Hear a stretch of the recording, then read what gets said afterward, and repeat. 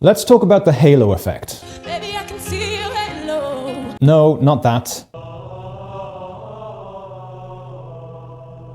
Not that either. Okay, I want to go through this OkCupid graph. Humans are much more shallow than we think. We associate good-looking members of the sex that we're attracted to with positive character traits. We see videos like this being shared on social media.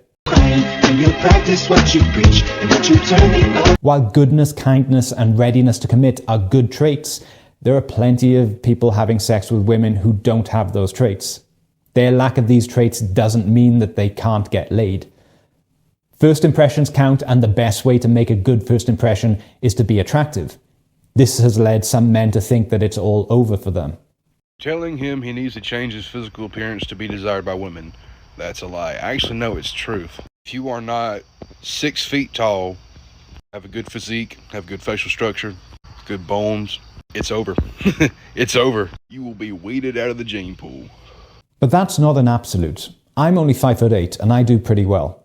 And when I was teaching guys how to approach women, I once had one tall client and one short client. They were both successful, charming, intelligent guys, but the shorter guy got multiple times more and harsher rejections than the tall guy did.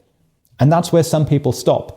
They see it's more difficult for some people than others, and even at their best, they feel like they could only get a fraction of the results that the most naturally attractive people would get. And like people who resign themselves to obesity, they make the mistake that difficult means it's impossible. There's a movement called the BlackPill, which says that the primary determinant in relationship success is looks. For them, looks isn't just part of the picture, but everything on which relationships depend. And if you don't have a particular level of looks, say you're what they call a sub 5, i.e. less than 5 out of 10, so less than average, you might as well give up. And that's simply not true.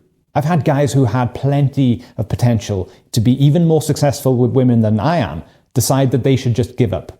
Literally, I spoke to one guy who was 5'11" and believed that he was doomed to be single for life because so many women on social media and dating apps say that they need a guy to be over 6 foot tall. He was literally contemplating suicide, thinking his life was over because he was 1 inch shorter than a specified demand.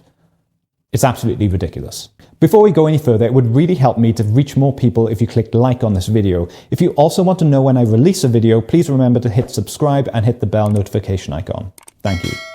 Now, going back to my coaching example, it was inspiring to see that despite having more than 10 times as many rejections from women, the shorter guy kept on going and he didn't become bitter or disheartened. He kept approaching politely and with a smile. He didn't compare himself to anyone else and get bitter about how other people had it so much easier. He just kept putting in the work. And being on the shorter side, at least in Europe, I get more rejection than taller guys do. But height is only one part of the equation. I've done a reasonable effort over the years to optimize my looks, and I've got used to rejection so that it doesn't really faze me anymore. And I've done pretty well as a result. This is why I recommend that men do whatever they can to optimize their looks. Get in the gym, train intensely and briefly, then get out. Eat nutritious high-protein food and get adequate rest. I've already made a video about how to train in 1 hour per week, and I'm planning some more exercise-related content in the near future. But this isn't just about your body. Reducing your body fat makes even your face look better. Look at how I used to look compared to now. Combine that with dressing well when you go out and being a genuinely interesting person, and you can get more attention from women than you ever thought possible. And please ignore online dating. It's a shit show for everyone. Most girls are only swiping right on a very, very small proportion of very good-looking men, and then those men, getting a girl to come over is like ordering pizza.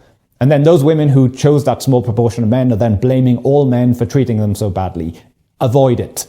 You've really got to be meeting women in real life through building social connections and being ready and able to talk to them when you see a stranger in person that you know in your heart that you would regret if you didn't talk to her. The black pill, if there is one, isn't really just about your looks, but about your ability to get used to stepping outside of your comfort zone, to train hard when you feel like going easy or not at all, to approach when you're afraid of rejection or afraid of looking like an idiot. All built over months and years of practice. There's no instant gratification. The reward comes much, much later than the discomfort of putting the work in. But unlike the black pill, you're not limited by your genetics. You can build your focus. You can build your frustration tolerance. You can build your capacity for delayed gratification.